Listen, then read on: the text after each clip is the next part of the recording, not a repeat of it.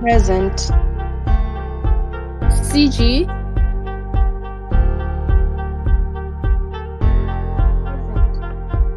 CO. Present. Okay, and my two panelists, are they here?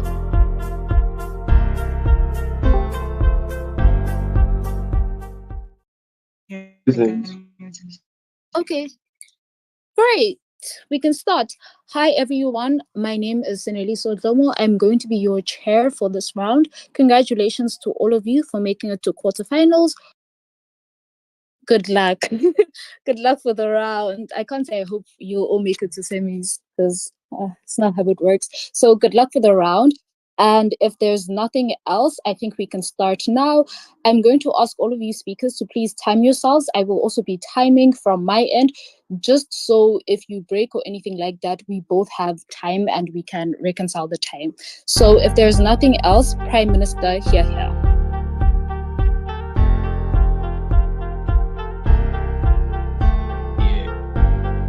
Yeah, so I'll be looking at the chat space and then I'll take POI. So if you have a POI or if you have a clarity in my 3rd minute, please let's respect ourselves. In my 3rd minute, you just type here that you have a clarity PC. I'll just see it and then I'll take it. If you don't have a clarity for me, I think you should wait till I'm in my 5th minute before you come up with a POI.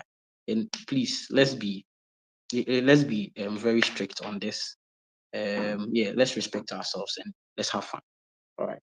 So my name is Bruni, and I'll be PM for this particular debate that we are about to witness. All right. So I'll begin my speech in 3, 2. Please, I can't see the timer. Judge, please, can you, or Rahim, please put the timer here for me so that I don't want to repeat what I did in the last one. Yeah, Madam Chair. I'm using all right, sure. So I'll begin my speech in 3, 2, 1, go. From side government,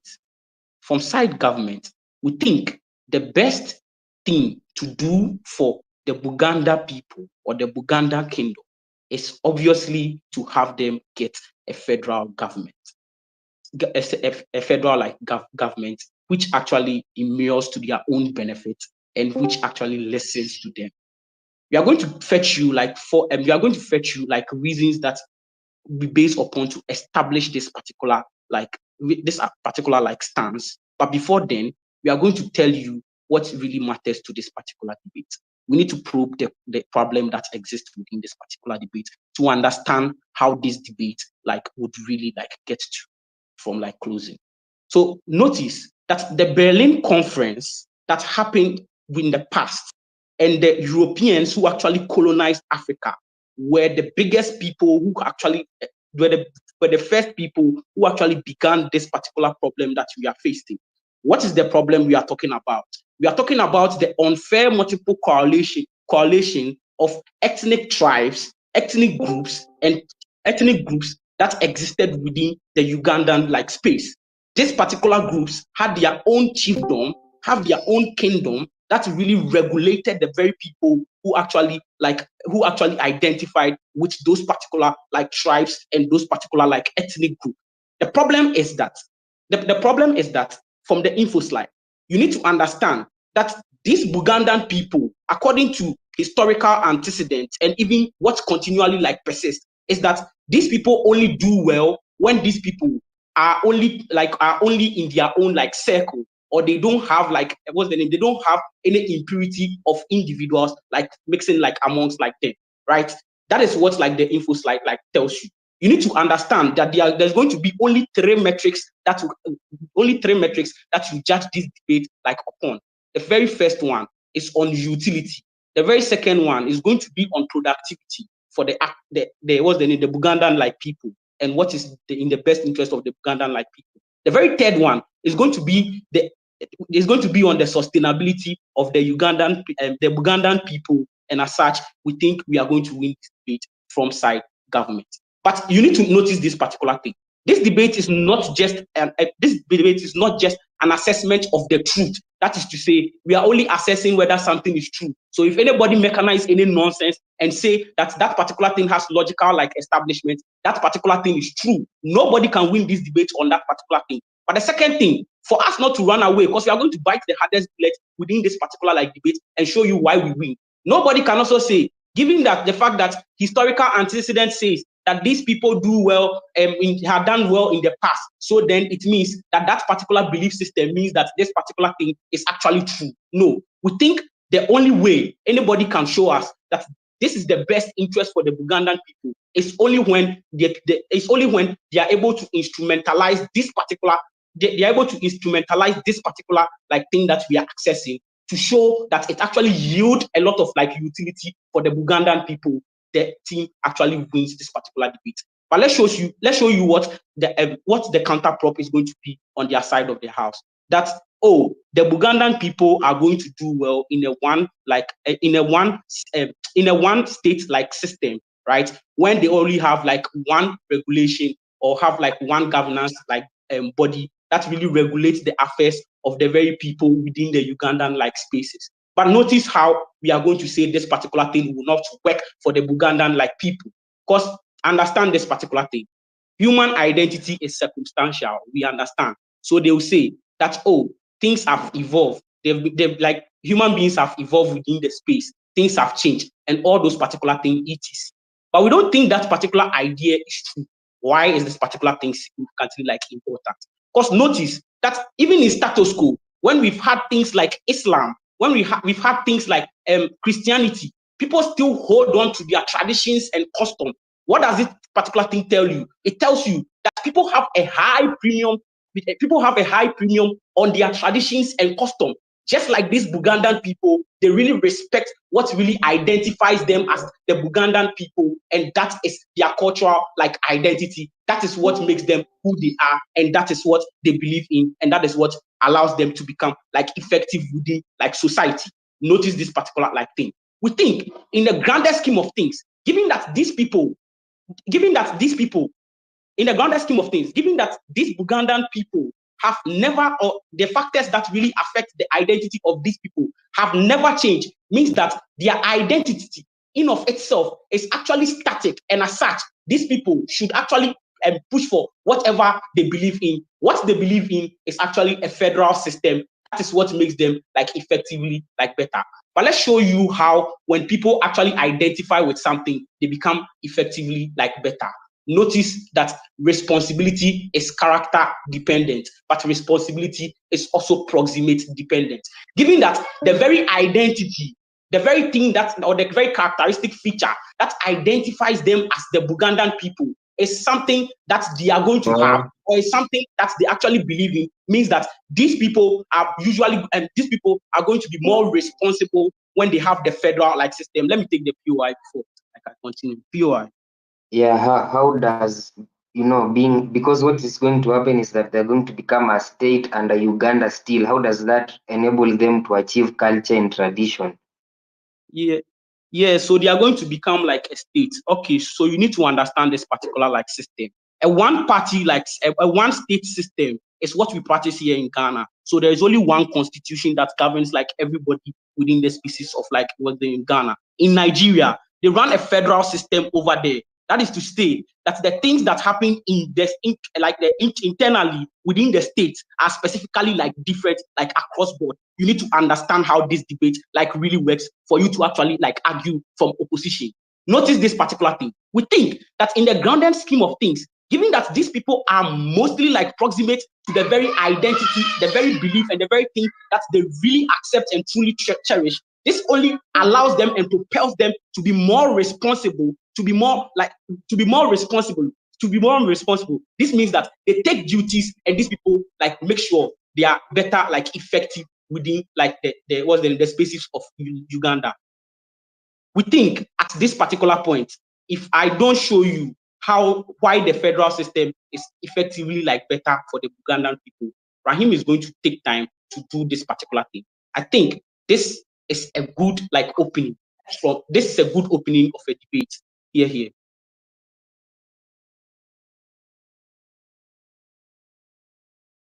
Okay, so I'm LO, and if you have a POI, I want to take a POI specifically from CG. Even OG, I think Mwendo is going to take you, but CG especially for short diagonal. I begin assuming that I am audible, loud, and clear. So I begin my speech in 3, 2, and 1. So why we tend to think that it is not in the best interest of Bugandan Kingdom to have a federal governance in Uganda is because of this. Panel number one, I think that the best interest of the Bugandan Kingdom, number one, is that they want every person who belongs to Buganda, who was born in the Bugandan land, to be equally represented in Uganda. Number two, to feel at home in Uganda. Number three, to actually have their voices heard and actually have equitable resources being shared for them. Number four, they also deserve to at least be like recognized as people who played a very important part in colonization, or like during those days of colonization, and how Uganda came to amass its resources and things like that. At that particular point in time, the moment you're having Uganda and the kind of political tension that you're having between General Muhoozi and even Yoweri Kaguta Museveni, we do not think that it is in your best interest to have your own federal government at that point in time. You need to understand that whenever you want to have that kind of like regional administration or regional governance, you need to look at what is my relationship with the central government? Are they kind of going to like try to jeopardize me or something like that? You need to understand that the moment that you decide to actually go and form your own kind of federal government at that point in time, and we've told you it is in the best interest of your citizens to actually be heard in like that Ugandan, like the whole of Uganda or something like that, the Ugandan president might try to sabotage your people or something like that. They might try to create some kind of impediments in the economical aspect to ensure that your region probably is lacking to a certain point in time, because they will feel that you're defiant. Because right now, panel, at this particular point in time, in the context that Prime Minister has failed to characterize to us, number one, their political influence is declining. Secondly, their leadership has always been jeopardizing because they've been felt to always be against the Ugandan government, and people have always felt that these people are not like obeying the Ugandan government. At that point in time, when people look at you as a rebel, we do not think that they are going to actually take it in good faith, whether or not you want self-determination. At that point in time, even if it is feasible and you decide to do that, then I tend to think they are going to be treating you as like a person who is a threat to their country. They might be looking at you as like a terrorist in your country or something like that. Secondly, let us also look at how a new regional administration look like. The moment you're having a federal governance system, it means that you're having regional administration. The major case of CG and OG is going to be, you know what, these people have been marginalized. You know what, these people are minority. We tend to think status quo has already catered for that. Marginalization means that it has been mitigated because we have seen the Minister of Culture in the Bugandan Kingdom representing the Bugandan interest. In status quo, we have had UNESCO actually saying that these are sanctified sites. You do not go to destroy there. They've actually empowered these people to actually create some kind of monetary incentive and ask the government to protect them, because they've said these people could go extinct and they're like a cultural heritage and things like that. So we tend to think, if you're saying they're minority and they're not well catered for, we tend to think that the international community in status quo has already protected them and has actually appealed for their protection in the very least of sense or in the very most of sense and things like that. In the third instance of things, panel, we tend to think that Bugandan Kingdom prides itself in their political influence and leadership heritage of things, blessing leaders and things like that. At a point in time that they create new regional administration, we tend to think that they are going to be marginalizing themselves and actually alienating themselves from the grand scheme of things. I tend to think that it is in the best interest of the Bugandan Kingdom to identify itself as one person who is a good, like probably opposition leader, but even secondly, a potential candidate for even presidency, or like a person who can rule the whole of Uganda or act as a checks and balance, because the Museveni's government has failed. When you want to position yourself like that, we tend to think that you now need to always position yourself as a person who becomes a political blesser, as a person who people actually go to you for advice. The only way you can do this is to position yourself and always ask for more stakes in like the central government. Ask for like more seats to be created for you there, so that your voices can be heard, or actually say that you're minority so that you can be heard at that particular point in time. But even then again, panel, we need to interrogate the whole aspect that if it is in the best interest of Bugandan Kingdom to also have peace and not to be seen as a terrorist in the Bugandan Kingdom, you also want them to ask themselves, what precedents are we creating for the whole of the Ugandan whatever country itself? It means that the Jokajok, or the actually in northern Uganda, will also want to form their own government. Because why? They're going to say we are also minority. They're also going to say that we are marginalized. We also played an important role in like eliminating M23 rebellion over here. So you're kind of creating a precedent where every kind of minority person is going to be actually finding loopholes in the constitution to actually say we want to have this kind of like governance or things like that. Up your eye before I continue with my second layer of analysis. 3. So the fact that law exists does not mean people abuse the law. Your problem is you assume that people are going to be abusing this. The question is, how is denying them the best interest of Uganda Kingdom? Thank you. Panel, look, we've already characterized to you what is in the best interest of the Bugandan Kingdom. You want to protect your people. You want to self-preserve because you know that you're going extinct. You want to always see that your people are given equitable access of resources. The only way to do this is to position yourself by saying, I do not want some kind of new regional administration which would act as a threat, because the Ugandan government considers the Bugandan Kingdom whenever it wants to cry for a federal governance as a threat. It always thinks that it is creating internal insurgencies because of this thing called ethnic federalism at that point in time, because they're going to say you're taking away members. You're saying this ethnic needs to go against us. To answer your POI, it generally means that number one, if you want to protect your people and it is in your best interest, you do not want the Ugandan government to view you as a terrorist. You do not want them to see you as a threat. That way it is easier for them to treat you as an ally and give you all your whatever resources, and actually ensure that you are not like blacklisted as a terrorist. We tend to think that is a red line that the Bugandan Kingdom does not want to cross. My partner will continue analyzing on that. Proud to oppose.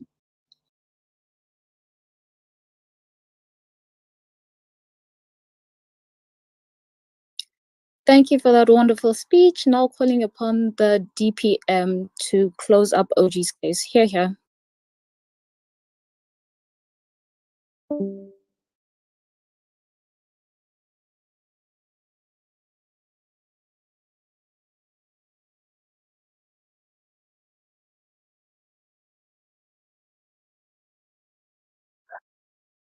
DPM, whenever you are ready.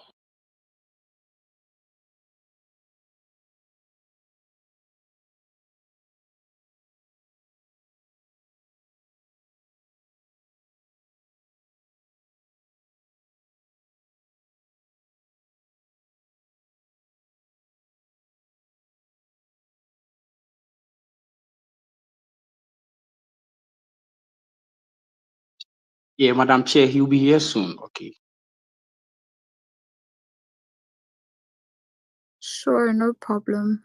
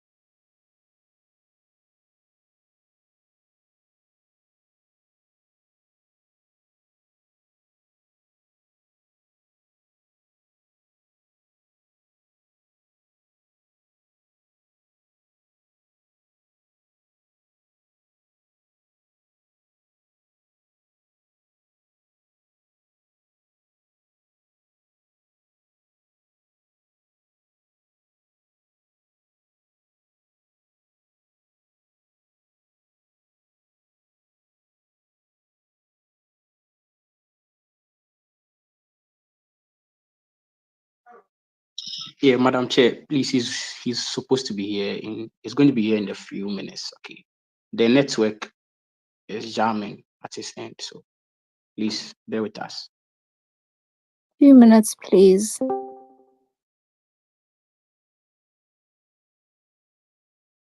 Okay, am I audible now?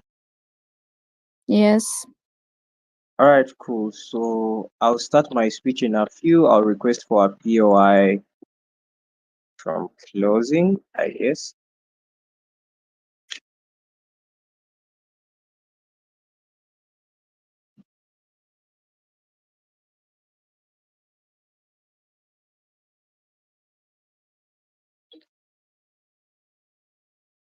I'll start my speech in 1, 2, 3, go. When there is a very large concentration of central government power, what you do in a country, you divide that specific power. This motion says that you do that by offering a federal governance specifically for Uganda. The trend in Uganda in terms of politics has been largely very simple, very tribalistic, very region concentrated to that specific extent. The governance from the start of colonialism was to say that the first king within that, the first president within that particular spectrum was the king from Buganda, who was ousted by his own prime minister, Obote. Following that, Amin Dada came into play by doing the same thing, a rebellious military coup. Following that came the National Resistance Army that also wanted a portion of central governance to control or assume that specific central power that exists up to this very day, because there is a hegemony and there is an existence of governance for over 40 years, which we have seen reflecting very, very region concentrated development in only the western side of the country that this particular leader, His Excellency Yoweri Kaguta Museveni, is from. I think the intuition here is very, very simple. That for self-preservation and for breaking that specific cycle of us having to fight for which region gets to hold power within that specific regard, and how then we refine democracy to be better at a central level, is that you make sure you divide that power through the regions themselves. The two things we are willing to defend, like sort of like gives to us, is one, we are not averse from the idea that any other region is going to set up their federal government. I think this is what it ideally reflects, but what from the perspective we have to highlight you to is why Buganda solely has this specific interest.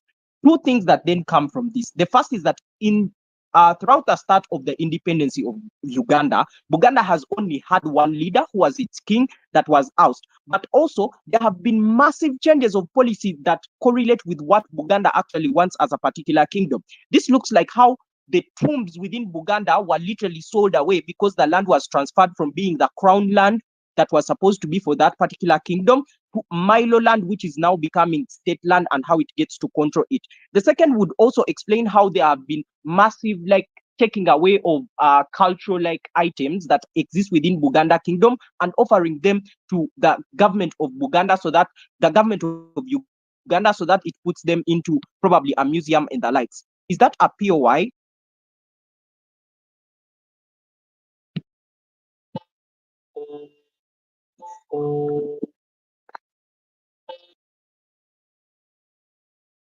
Sorry, can I be heard? Yes. Okay, I paused my timer around 2:34. I'm just going to resume. Okay, in 1, 2, 3, go.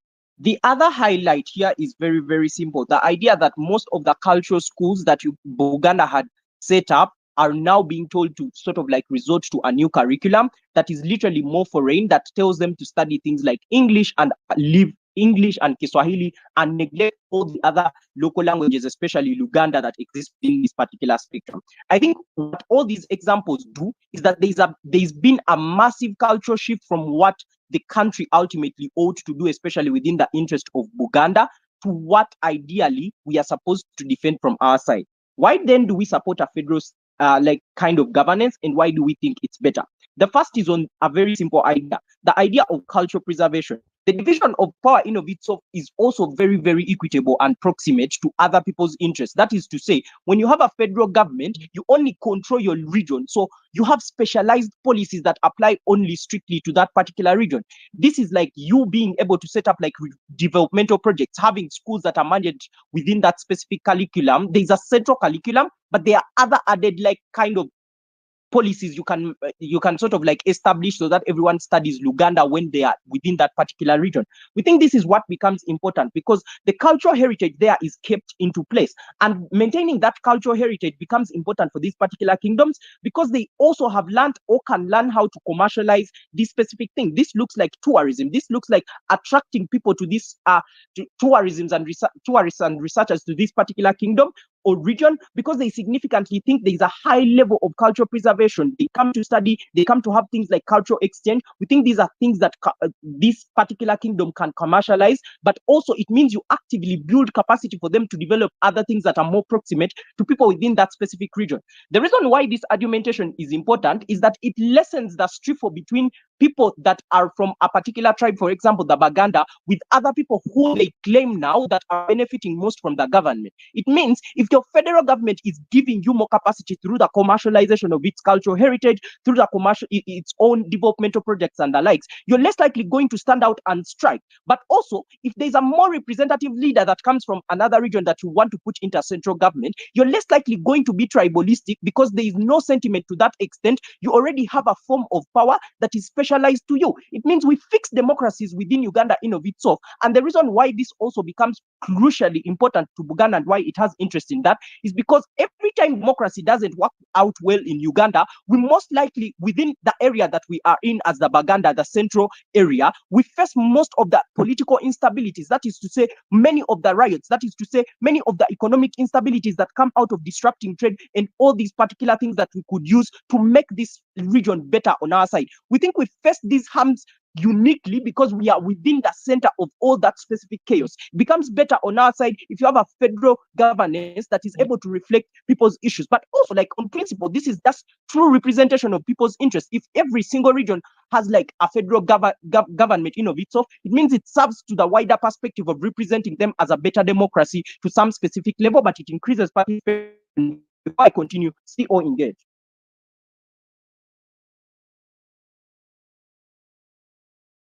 Okay, so 1, 2, 3, go. I think the tangible things that the utility that Brony is able to display to you in this debate that we are most likely going to get are things that become more feasible on our side.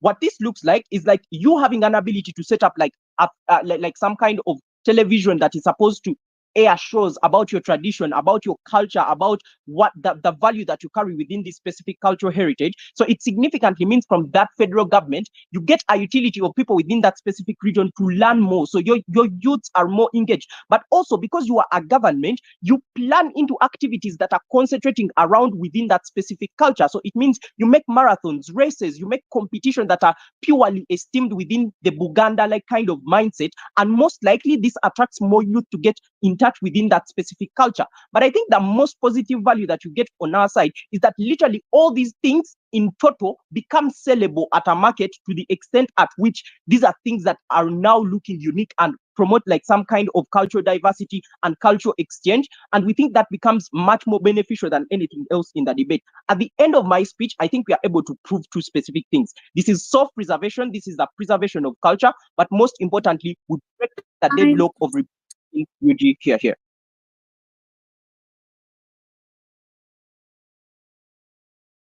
Thank you for that speech. Now calling upon the DLO here.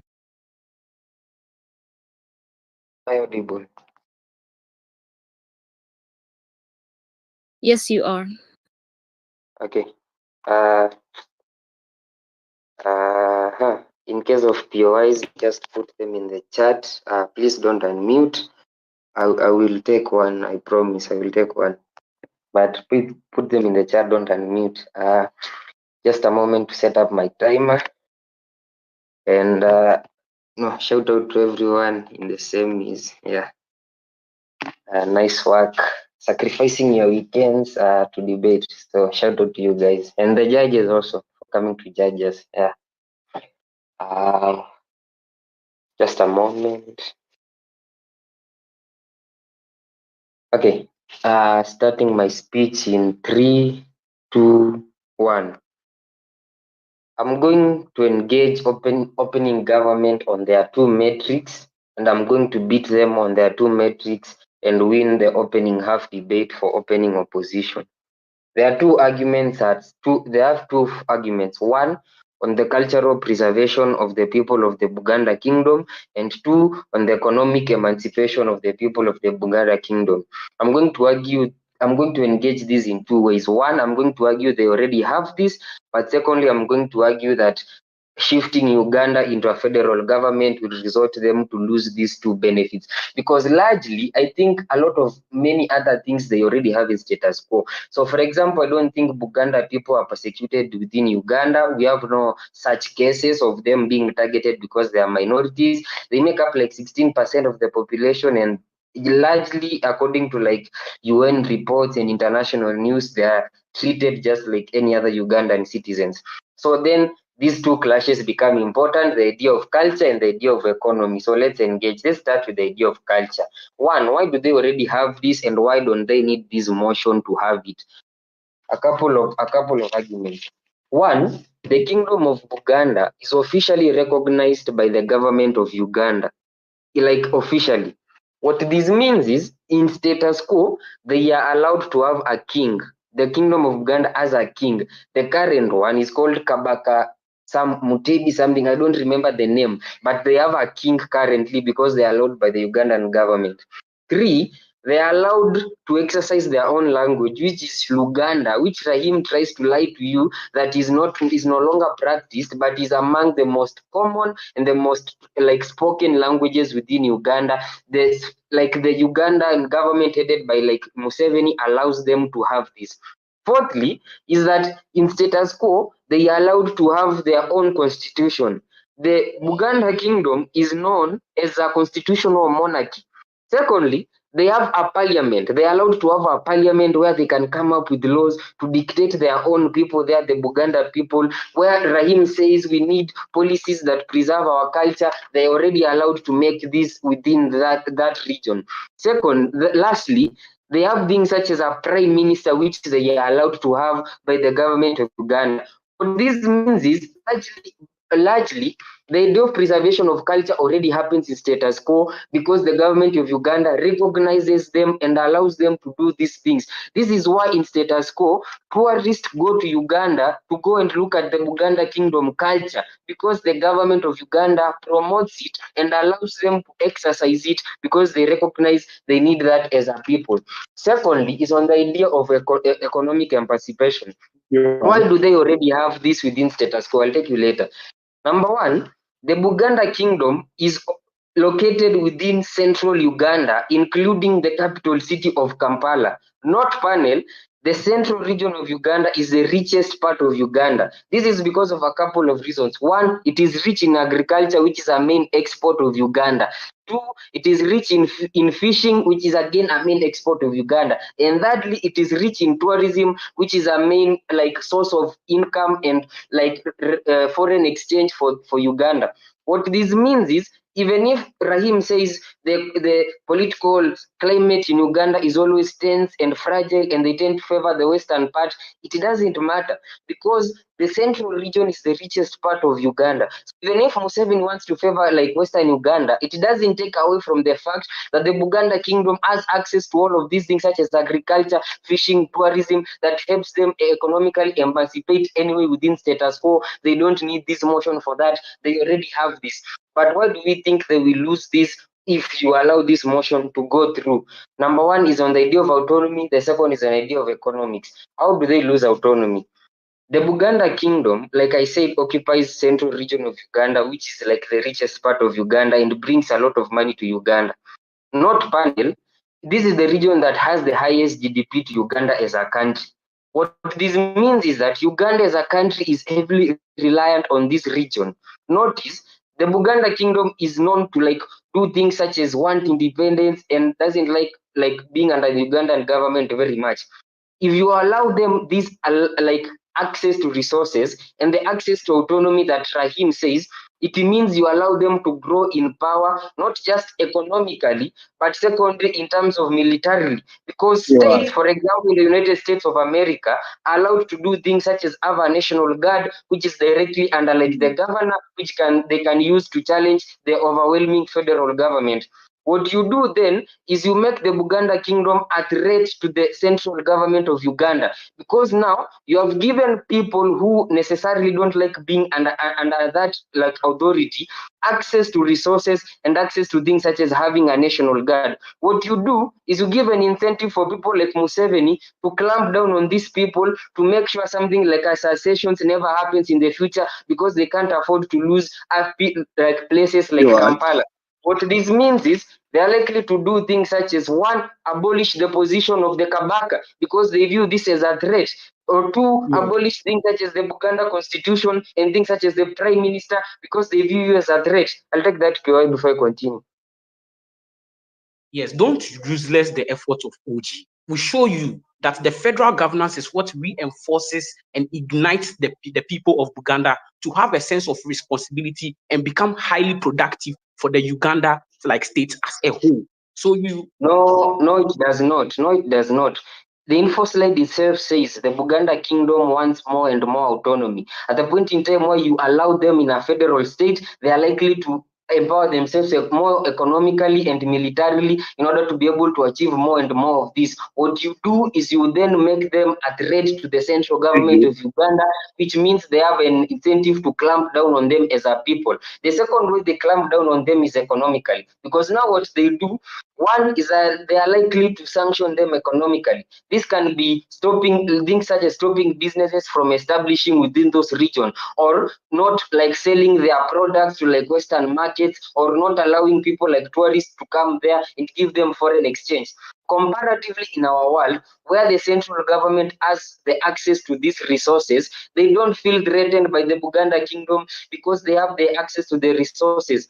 What this means is they are more than willing to allow the Buganda Kingdom to do things such as have a king practice the tradition and practice the language such as Uganda Kingdom. When you give them the idea of federalism, you make them a threat to the central government. They take down the autonomy, they take down the economic empowerment, proud to oppose.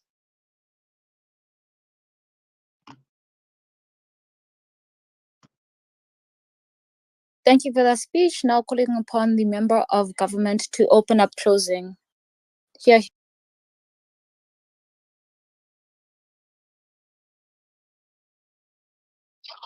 All right, Madam Chair, I just want to believe that's your preferred pronoun.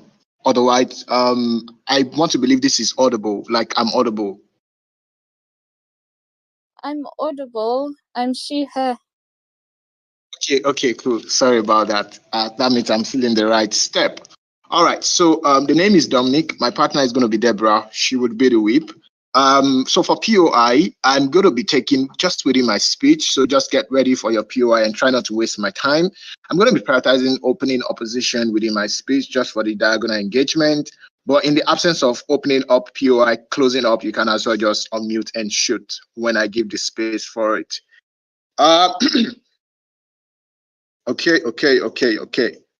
So starting my speech, right now, let's go. The conversation in the opening half cannot be about needing this sort of like federalism in order for you to protect things around cultural relativisms. Something opening government premise all of their justification for. Why is this important? Two reasons.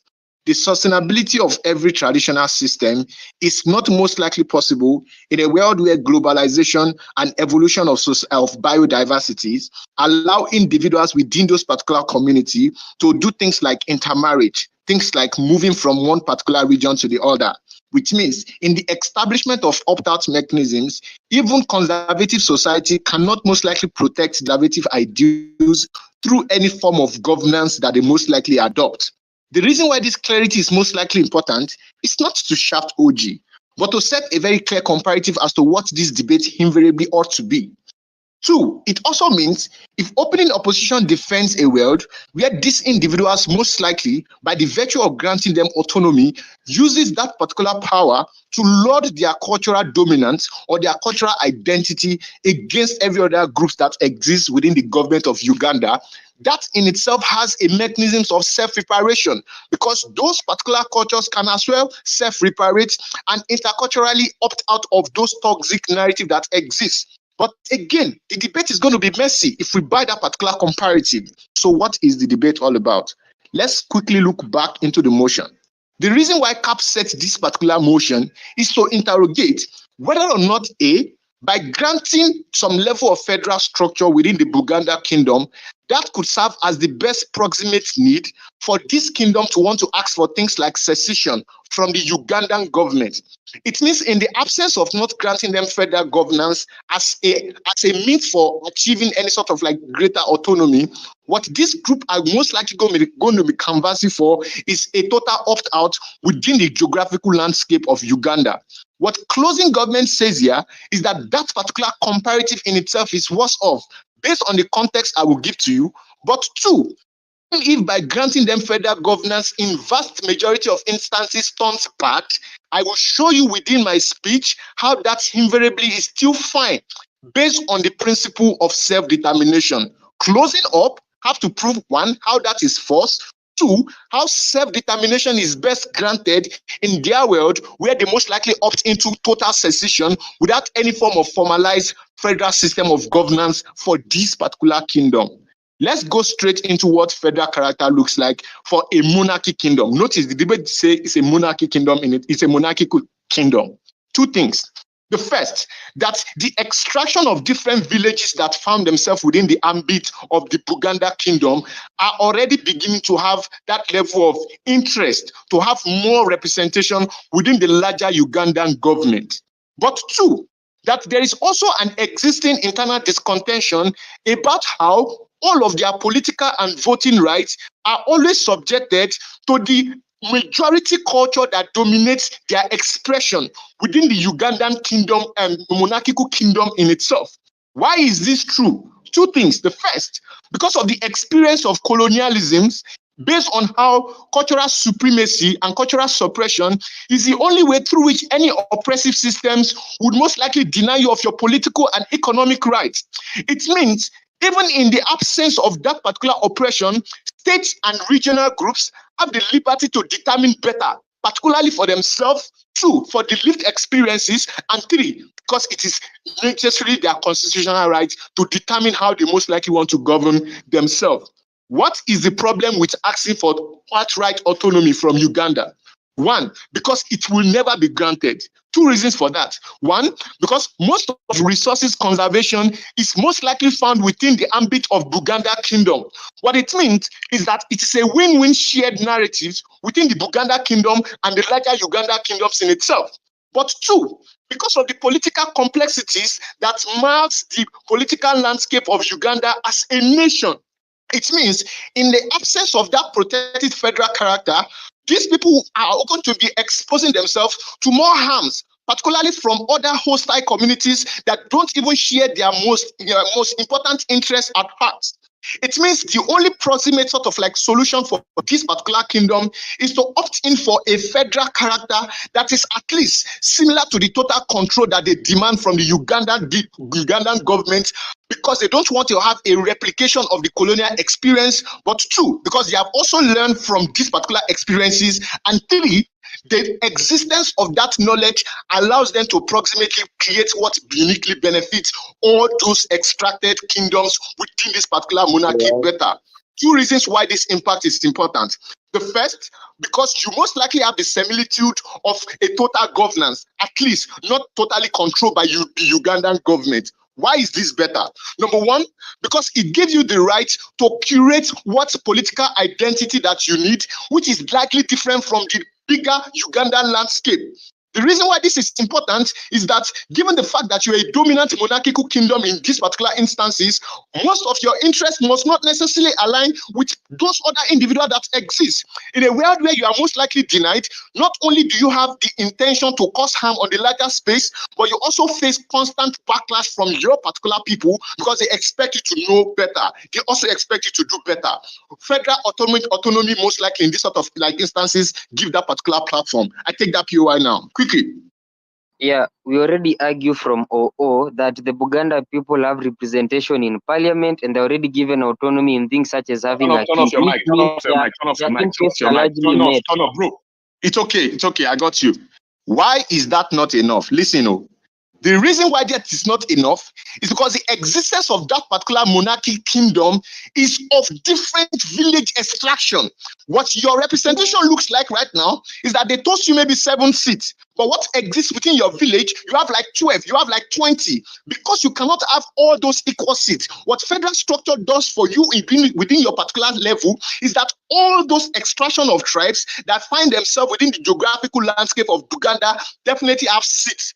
We don't fucking care if they most likely speak within the narrative of what happens in Uganda. What happens in terms of like representation is what benefits their people independently. We are fine with such. So if it is on number, we have more number than you, we have better efficiency. Why do we win this debate from closing government? Listen, one, we don't support a total secession. Why? Because one, it may not necessarily be granted, but two, even if it is most likely granted, it is detrimental to the fate of these people. What federal government does in terms of like agreements here, not only that it gives greater autonomy, but it gives a sense of proximate needs that uniquely benefit this monarchic kingdom. That is why we win this debate from closing government. We're proud to propose.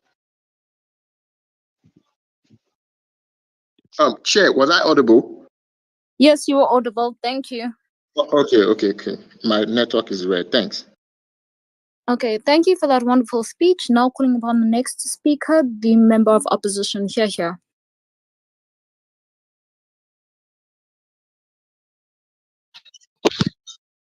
Am I audible?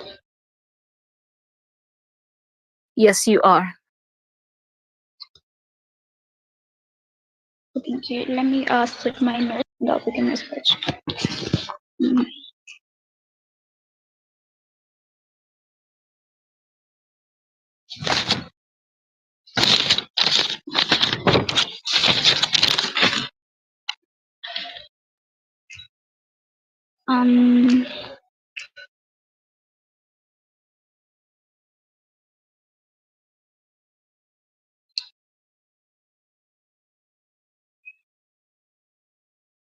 Okay, understand that this debate sort of like exists in a world or it exists in a country that's a multicultural. It simply means that it is characterized of different tribes or different. But then secondly, it exists in things to do with post-independence dynamics that sort of like, let me check the whole lot. Now, what I find problematic from from OG's case is all they run is something that is already currently happening. All opening government sort of like runs is literally status quo. Understand that the whole case or the whole idea that OG sort of like tries to bring onto board is already in existence. Understand that this particular state, now take an example, a state like Buganda already has things like culture ministers that are already like, let me say, they already have things like members of parliament within the already existing governance. Now, secondly, understand that the kind of world or the kind of context that OG brings to us is things like, understand that these particular individuals want to sort of like want to sort of like exist in a world where there is less of things like religion, tribalism, and things like to avoid a chain of people having to always fight over power through dividing power. Understand this at the end of the day is not sort of like going to solve the problem at hand. But then understand that OG fails to focus on the historical content or the historical context or the assessment of past conflicts that have been characterized in particular sort of like, let me say, we already historically know that once a state sort of like gets into things like secessions, we're going to have fragmentation in these particular states. But then secondly, they fail to sort of like emphasize on the national unity that is supposed to sort of like be very key in this particular debate. Understand that we come what we come and tell you is the whole idea of the whole idea of a federal state is going to be problematic in its sort of way that the state in itself is sort of like, let me say, going to be fragmented, but then secondly, Buganda in itself is going to, like, let me say, be a role model to other kingdoms to sort of like decide to secede. This is going to sort of like create a world that is filled with a lot of let me say wars, a lot of let me say fragmentations. Understand? Sorry, yeah. Understand that the whole idea of inclusivity and representation is already existent in our minority rights. Something that something that is very crucial and key in this particular debate is something that is something that could adamantly sort of like extend or sort of like, let me say, be in existence in this particular in this particular round. This argument sort of like underscores the importance of protecting the protecting the minority voices. This is something that I think I get from the second from DPM. Understand that if at all you give these particular individuals let me say complete federalism, they will still want more. But then secondly, these particular states cannot actually exist without Uganda in itself. Understand that their entire economy is not just dependent on they themselves alone. Understand they sort of like need other things from let me say like a state from the whole idea of them being under a state now, like a state like Uganda. Why is this essentially important and why is this essentially true? Understand that the recognition of historical of the historical context, that is understanding the past conflicts of Uganda's history of let me say ethnic tensions and conflicts. This sort of like reminds the nation that it has already experienced divisions and that can these particular things can sort of like resurface. That is if a federal governance is sort of like put in place. But then secondly, emphasize on national unity. The importance of the whole idea of an undefined identity sort of like becomes then problematic. Understand that the whole idea of the national unity over regional or ethnic identities in a country which is diverse in cultures, which is diverse in things like, let me say, particular individuals having their own beliefs, this sort of like fosters a sense of belonging to a singular nation and can be sort of like, let me say, pivotal for social cohesion to sort of like happen. But then secondly, understand that the practical governance issues that are supposed to be let me say sort of like foundational or in this particular debate are then going to be undermined. Things like things like bureaucratic inefficiencies and conflicting policies that are sort of like, let me say, concerned grounds in a real world experience where federal governance sort of like exists. This is sort of like going to lead to a complex governance challenges. But then it feels like with the already that with the historical context of Uganda in itself and with things like the federation itself, it is sort of like going to focus on internal instability. Understand that the case that CG or the world that OG sort of like paints is one that is characterized with a lot of instability. Now, what we tell you is that the potential for power struggles that are going to come within this particular with this particular let me say world is something that we want to do away with. Understand that the whole idea OG, of yes. OG,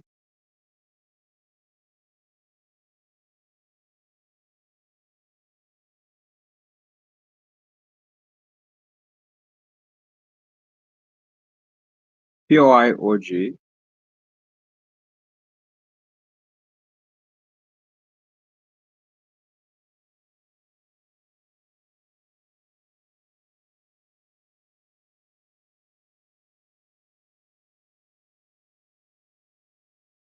Member of opposition, are you able to hear me?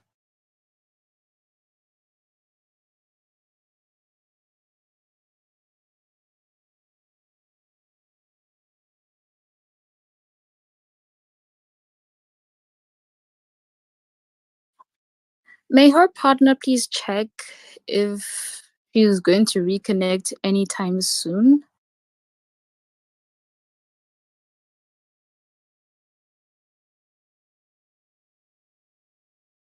Yeah, I'm reaching out to her. Thank you.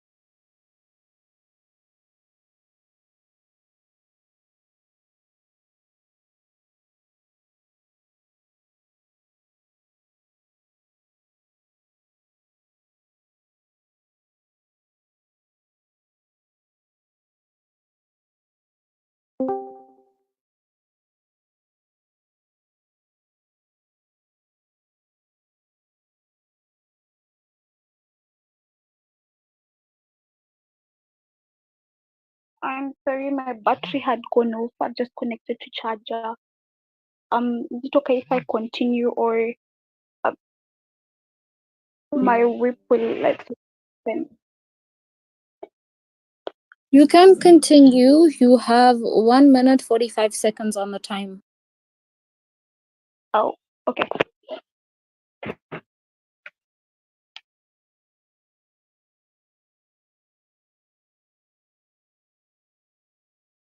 Thing that the world that OG sort of like tries to bring out is one that is already problematic in itself. The whole case that OG sort of like gives you is something that is already in existence. Now, when we talk of when they come and tell you that, oh, you see that these different let me say curriculum that are sort of like pushing kids to sort of like, let me say, learn Luganda, and it is sort of like, let me say, undermining the cultural norms or even the cultural values of this particular state. This is already in existence. Understand that aside English in Uganda specifically, Luganda is the most used sort of like, let me say, the most used language. This already shows you that the culture of Buganda have not been undermined. But then, fourthly, understand that the whole idea of granting Buganda federalism is simply pushes to let me say it is sort of like going to become a national threat to unity. Hey, on historical context, Uganda has already given you I've already given you the history of conflict and divisionism that are sort of like, let me say, introduced by a federal state. This could sort of like risk a reopening of old wounds and the whole the historical grievances among different particular ethnic groups. But then secondly, the erosion of a national identity. The whole idea of a federal governance may sort of like weaken the sense of Ugandan identity as a particular region sort of like focus more on their own local interests rather than a national concern. This could sort of like, let me say, hinder efforts of addressing things like national challenges, things like the economic stability of the entire nation aspect.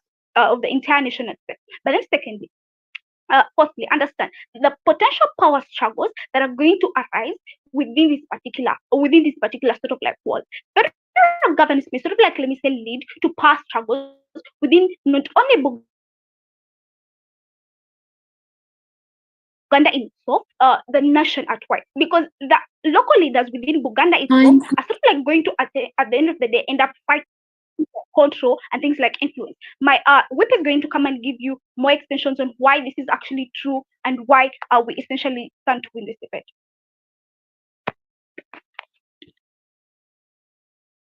Okay, thank you for that wonderful speech. Now calling upon the government whip to close up the government's case. Here.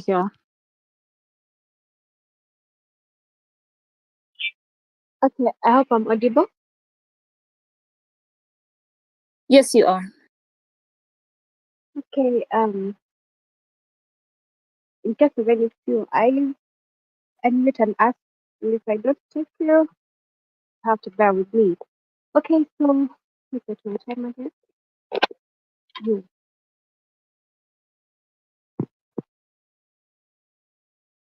Okay, so I'll begin my speech in 3, 2, and go.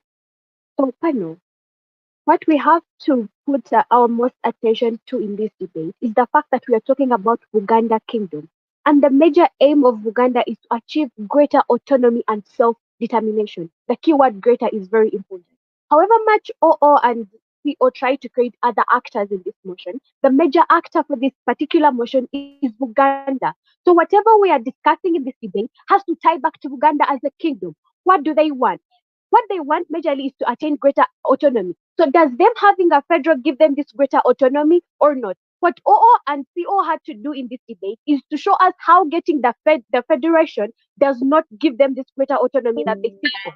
What does OO say in this field? They talk about how the best interest of Uganda being the fact that they want to feel represented, and how they feel like they need their efforts to be recognized, efforts in terms of whatever they did for colonialism and after colonialism. But that argument is self-defeating on their case, because they also believe that the Uganda people are already being represented in the parliament of Uganda, because they have a king, they have a prime minister, and all that. Why is it self-defeating?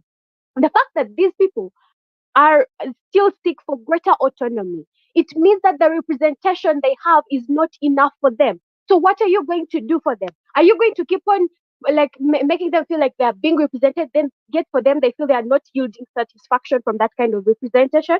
And what else do they go ahead to tell us? They tell us, oh, at the end of the day, the capital city of Uganda is the Uganda region. There are very many resources. It's a very rich region, which is true. But the major question here is, who is in control? Is it really Uganda as a kingdom that is in control? No. And this is the kind of control that Uganda is seeking.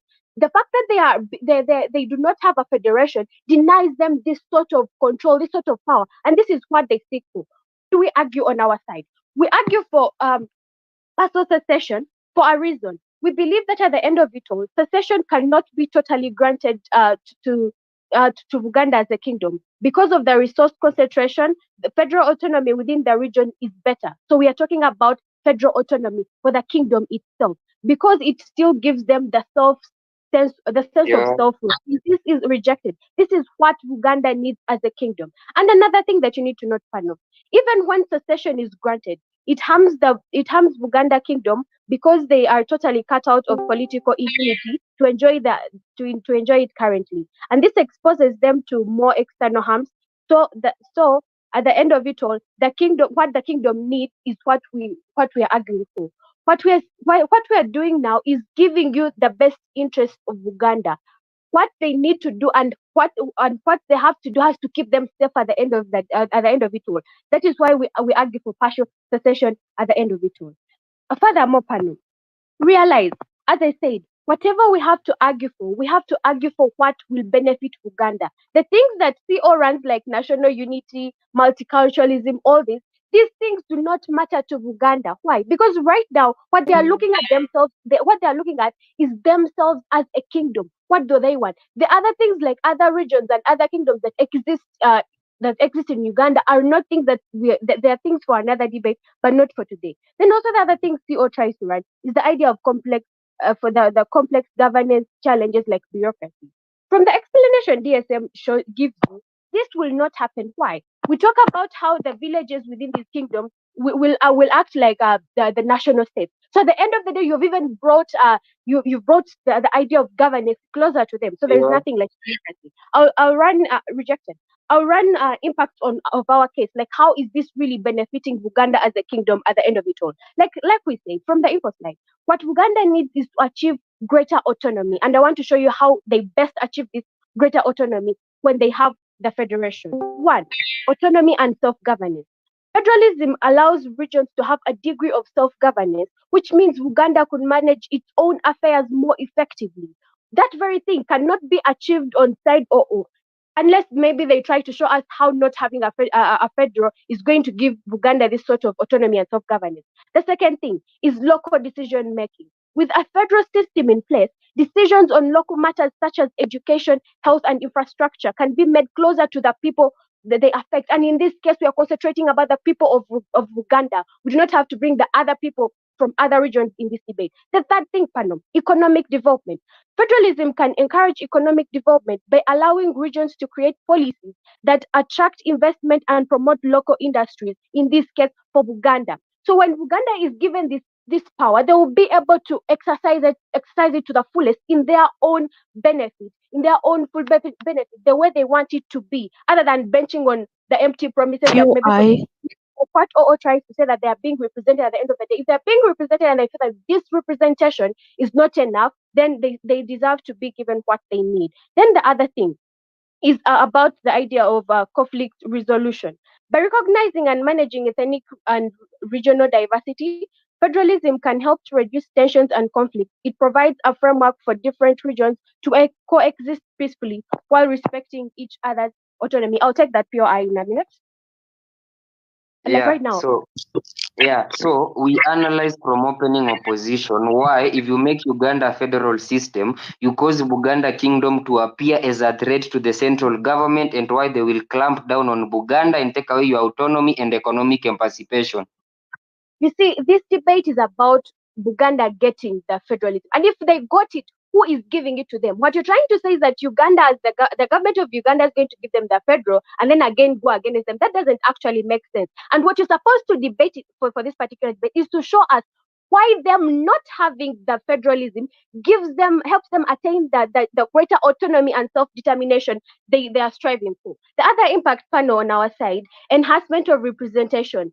What the Buganda people want is to be represented fully.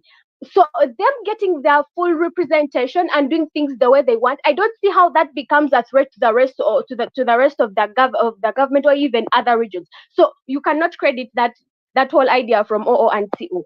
We are talking overall among all this is that federalism could provide a balanced approach that respects historical significance and contemporary needs, fostering a more harmonious and prosperous relationship with Uganda. They show us in the info slide the reason why Uganda is fighting for this is because they have a historical backing up. And what do they need? They need to be recognized and for the things they've done for Uganda in the past. And if they are granted this, you're creating harmony between Uganda as a kingdom, Uganda as a country at large. And that is a world we are advocating for. With that, I respect it.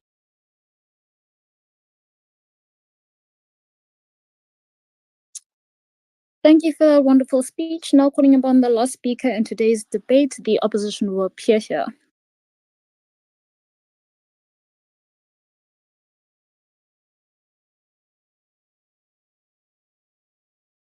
Oh, Chair, am I audible? Yes, quite. Yeah, so, okay. So, firstly, I think I would like to request Rahim, if he's able to put like a timer in the chat space, I would be happy if he does so. So, thank you. And also, I'll also run an external timer so that it can keep me up. Okay, thank you. So, I just start in a count of 3. Sorry, Okay. how do you take POI? Oh, okay. So my POI is just unmute. I will definitely take you if I need to. Okay, so I will just start in 3, 2, and 1. Fun. So this is the metric of the debate, and this is like what conspires in the debate. The analysis we get from the government bench is simple. They think what then is best for maybe Buganda is them having the greater autonomy. They claim greater autonomy is okay, and they claim that self-determination is what then the Buganda wants. True, based on the metrics on what then they bring, it's true, and we accept that. But this is the understanding, or this is the metric you get from our bench. This is simple. It is simple.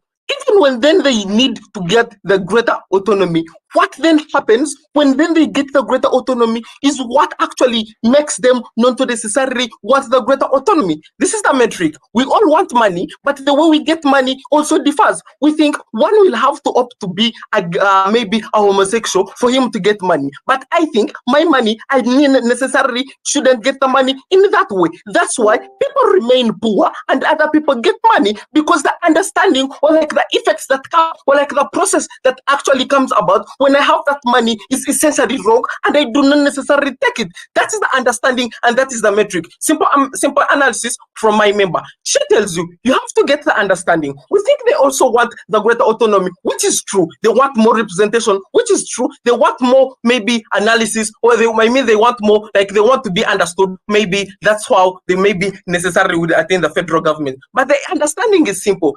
It is what happens or what comes about with the federal government. This is the understanding. First of all, government bench also consents that they do not have the representation, or even maybe what then happens is that maybe even though they are in the central part of Uganda, what then more happens is that they lack the inclusivity. So if then they attain the federal government, it means that the federal government won't be sustainable. It will lack that sustainability. This is why this is more important, and this is why this thing happens. It is simple. It means that Uganda will have to schedule whatsoever its capital city or its resources to another part of Uganda. This is how, and this is what happens to Uganda. It means of the day, Uganda is unable to sustain itself. The resources it has, or the things that is necessarily make it think that we need to have the federal government are necessarily not theirs. That is why in the Buganda Kingdom we have mixed people. We have people from the west, the Wanyankole. We have people from the east, the Itesots. We have people from different regions, and that's why essentially we think that is happening in Uganda.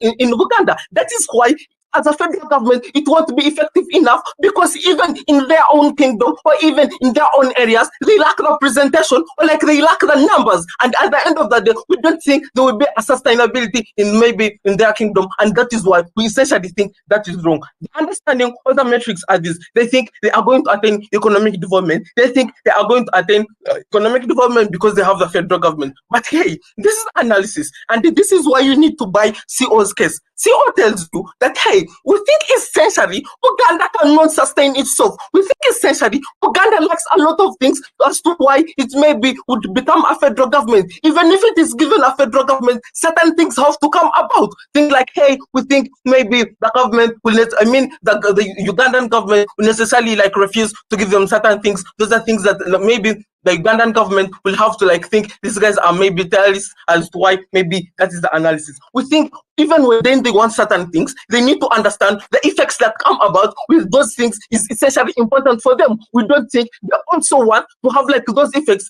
Things like, hey, we are necessarily not going to sustain the government or this form of governance because we lack the resources or because we lack the power to sustain it. Things like, hey, we do not have maybe we think we are necessarily going to be affected by other factors, because at the end of the day we think the government will not necessarily make it like that. This is analysis, and this is why you need to buy maybe and this is why OG is out of the debate. The understanding or the analysis from OG is simple. They think cultural preservation is better for them, which is okay and which is true. But hey, this is the thing. It means they necessarily don't show you how exclusive cultural preservation in their world looks like, or how then exclusive cultural preservation is in their world vis-a-vis our world. We also think in this world where they are not necessarily given the federal government, we still have the cultural preservation. Even when then it is on a low scale, we still attend the cultural preservation. This is a metric. We think instead of them being given the federal government, they would rather mechanize, or they would rather put in more efforts of the existing things. Things like, hey, we should have more traditional schools, or we should teach the Ugandan language in maybe those traditional schools. That is essentially important, because this thing necessarily does not come about with effects like, hey, unsustainability of the government. That is more important, and that is why you need to buy the opposition's bet, or closing opposition's case. This is essentially important, because hey, we think why then they necessarily fail to engage that idea, the kind of idea, or the even if analysis, even maybe when given the government, or when they are given the governance, they necessarily do not attain it. Engage. So firstly, you can't be bringing extension in your whip. But the problem here is that these guys need greater autonomy. How does your side of the house give them when you keep on denying them? It's a monarchic kingdom we are talking about here. See, this is what the member of government does not understand. Even when then you attain the greater autonomy, the effects that come about with that greater autonomy is essentially important to you, and is why then you do not necessarily want the greater autonomy. That's why on my intuition pap, I told you that, hey, I want money, but I don't want to get money in forms of maybe me being gay, or maybe me being a homosexual, because I think in and out of that argument, or in and out of maybe that process, I'm unable to get the money that I want. That is the analysis I show you, and that is why maybe it's more important. This is the metric, and this is why you need to buy our case. We think even in our side, they are able to attain the greater autonomy, or they are even able to attain the greater autonomy. Hey, because when even they don't have those demerits that happen in your side, we think the existing strategies, if then they are implemented, or if then they are given more time, it is able for them to attain greater autonomy. Hey, these are existing structures, cultural preservation centers, cultural preservation centers, protected time, cultural preservation centers, whatsoever that is needed. We think in and out of those preservation centers, or we think in and out of all that those arguments, you are able to attain the cultural preservation, and that is essentially true, and that is why we think they shouldn't be given the cultural preservation. They shouldn't given a federal government, because at the end of the day, what comes with maybe this thing is necessarily wrong. Things like unsustainability, as to what I show you, things like that conflicts that come about, or things like conflicts that maybe my member shows you, I think that come about with a greater autonomy, with the incentive of maybe giving them a greater autonomy. That is why we essentially win the debate, because we show you what is the best interest of these people, even when then they think greater autonomy is what they want. I beg to rest. Thank you for that speech.